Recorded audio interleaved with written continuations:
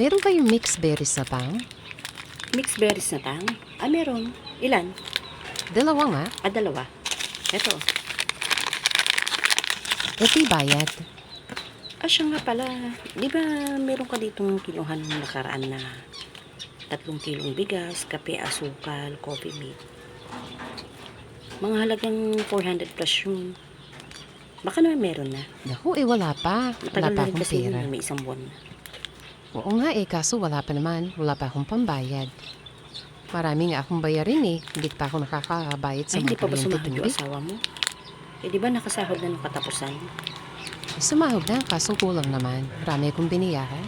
Ay, ganun, marami kang binayaran. Pero ako, hindi mo naman ako naalalang bayaran.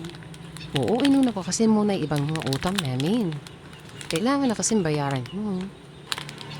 Kailan mo ibibigay? Matagal na kasi yun. Maghintay ka na lang muna, basta ibibigay ko rin naman yan. Ay, ganun. Maghihintay na lang ako kung kailan mo gustong bayaran.